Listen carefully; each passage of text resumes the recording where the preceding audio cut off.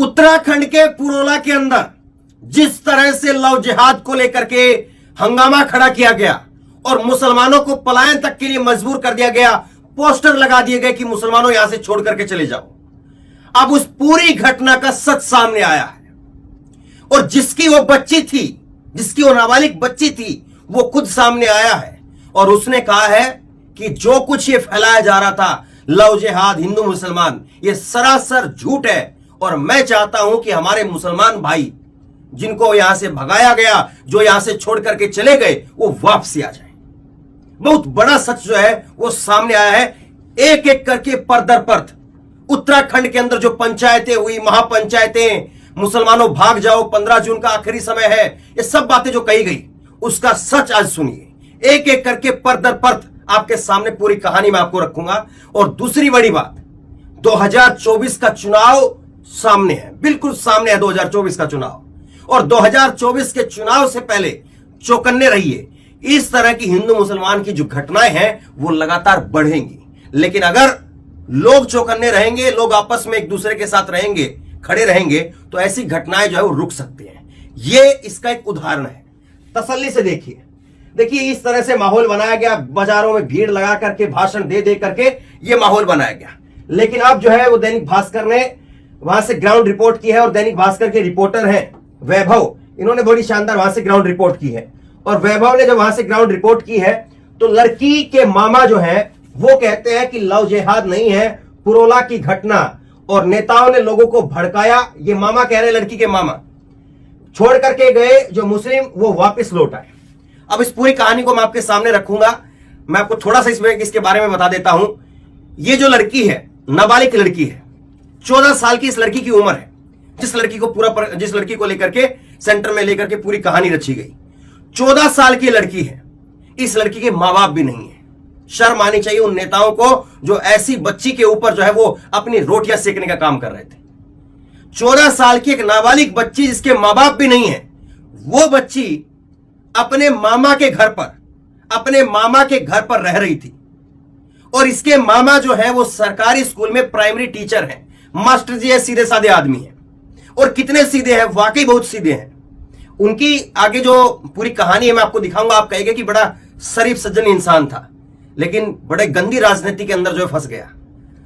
अब ये लड़की 14 साल की लड़की अपने मामा के घर पर रह रही थी और इसके मामा प्राइमरी स्कूल टीचर हैं। उसको दोपहर को 3 बजे पता चलता है, दोपहर को 3 बजे जो है किसी का फोन आता है कि ऐसे ऐसे आपकी जो लड़की है, भांजी है, उसको उबैद खान और जितेंद्र सैनी, 2 लड़के, वो टेंपो में डाल करके जबरन लेकर के जा रहे हैं। और उसके बाद में ये मामा वहां पर पहुंचता है, ये कहानी है। और उसके बाद में जब ये भास्कर का रिपोर्टर पहुंचा तो फिर काफी मशक्कत के बाद में जो है भास्कर के रिपोर्टर ने इनसे बात की, पूरा सच जो है सामने आया फिर।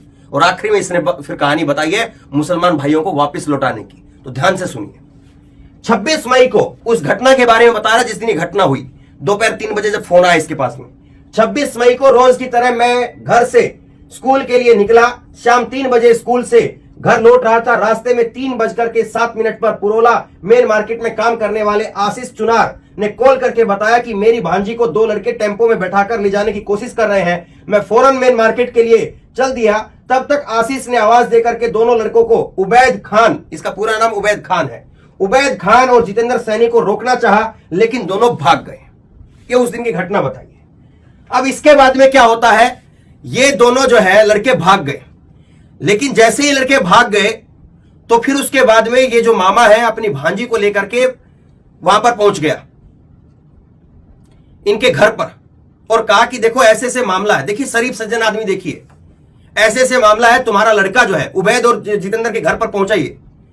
और वहां कहा कि ऐसे ऐसे मामला है, ये मामला गलत किया है आपके लड़के ने, इसको जो है वो ठीक कर लीजिए। जब उन्होंने अकड़ दिखाई तो वो थाने पहुंच गया। अब क्या करेगा शरीफ आदमी, वो जब उनके जितेंद्र और उबैद के जो परिवार के लोगों ने जब अकड़ दिखाई तो फिर ये मामा जो है अपनी भांजी को लेकर के थाने पहुंच गया। लेकिन यहीं पर सारा गेम शुरू हो गया। थाने के अंदर क्या हुआ, थाने के बाहर जो है वो भीड़ खड़ी हो गई थी और भीड़ जो है वो लग गई, वो अपनी रोटी सेकने वाली जो भीड़ है वो लग गई अपनी अपनी रोटियां लेकर के। और वो भीड़ जो है वो भीड़ कहती है कि तुम एक कंप्लेंट लिख करके दे दो। हमने कंप्लेंट लिखी हुई है खुद से, अपने आप से। अगर कोई एफआईआर देना चाहता है, कोई थाने में शिकायत देना चाहता है, तो खुद से अपने हाथ से शिकायत लिखता है। लेकिन इसकी शिकायत पहले से इस भीड़ ने, ये जो तथाकथित जो हिंदुवादी जो भीड़ थी वो खड़ी थी, और उस भीड़ ने अपने हाथ से शिकायत पत्र लिखा। क्या था उस शिकायत पत्र में? उस शिकायत पत्र में ये लव जिहाद वाले कंप्लेंट लेटर को फाड़ करके फेंक दिया। इसने, ये जो मास्टर जी हैं, मामा जी, इसने खुद अपने हाथ से वो लेटर जो फाड़ दिया। अब लेटर में क्या लिखा था देखिए।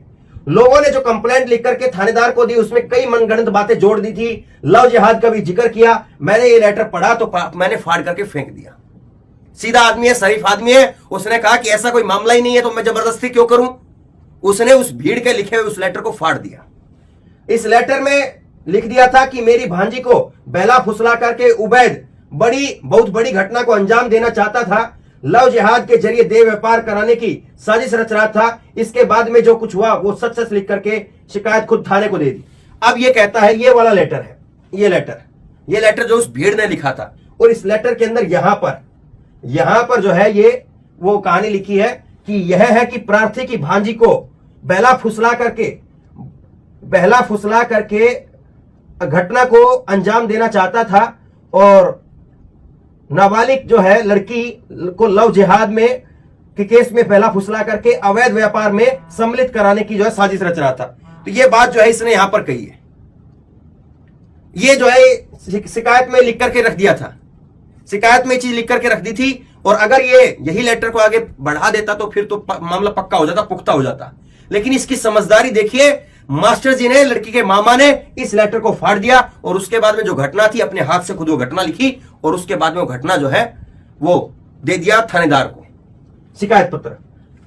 ये संतोष जो है वो बदला हुआ नाम है, ये ओरिजिनल नाम नहीं है। ये मामा का जो है नाम जो है वो भास्कर ने रखा है।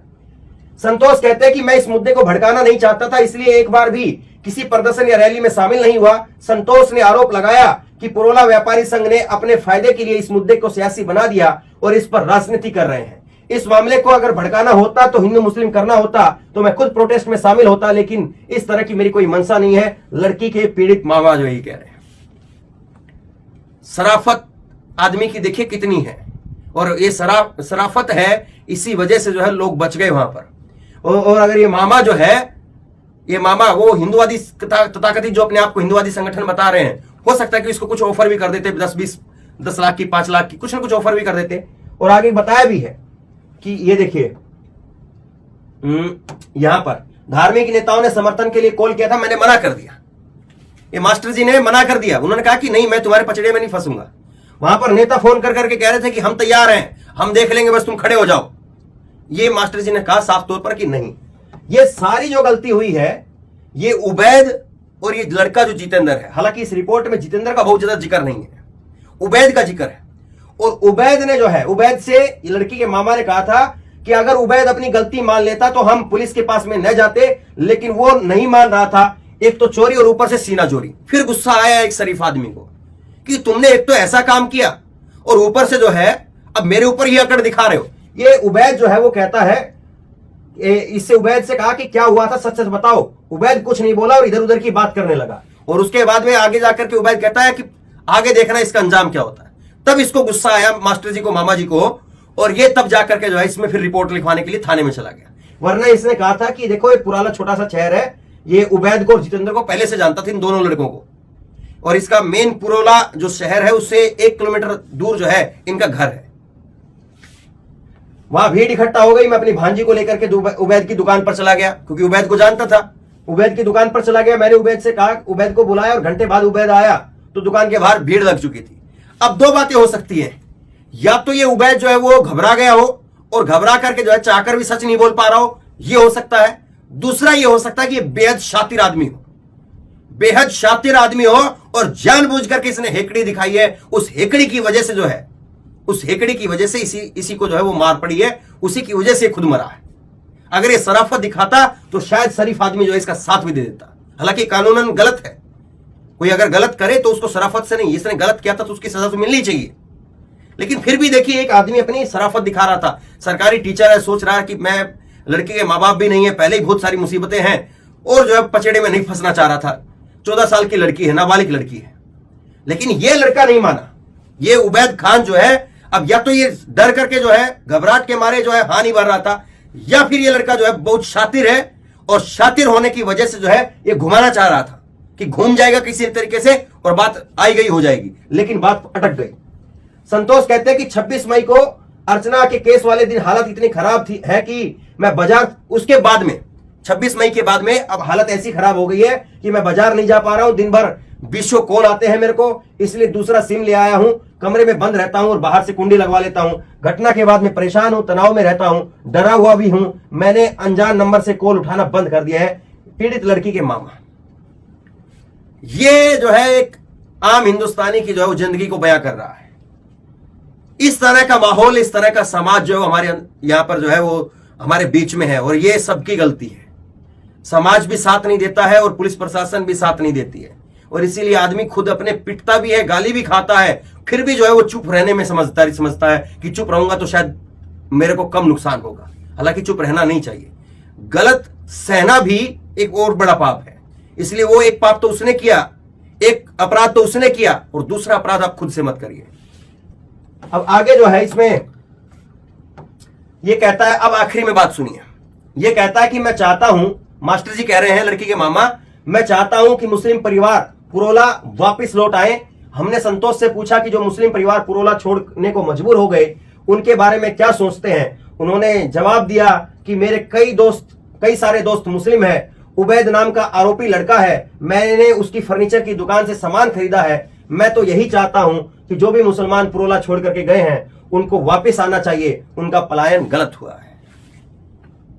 देखिए कितना बड़ा दिल है इसका, कितना बड़ा दिल है, और इतना सब कुछ हो जाने के बाद भी कह रहा है कि जो उबैद लड़का है उसको मैं जानता तो हुई, उसकी दुकान से भी मैंने सामान भी खरीदा है, और भी जो लोग हैं वो वापस आ जाएं। और यही हिंदुस्तान का असली डीएनए है। जो पूछते हैं ना कि यहां पर जो है वो हिंदुस्तान में मुसलमान जो है वो ज्यादा है या हिंदू ज्यादा है, या हिंदू ज्यादा कट्टर है या मुसलमान ज्यादा कट्टर है, नहीं साहब, हिंदुस्तान का असली डीएनए देखना हो तो इस आदमी की कहानी सुनना और सुना देना। बस हिंदुस्तान का जो, भारत का जो असली डीएनए है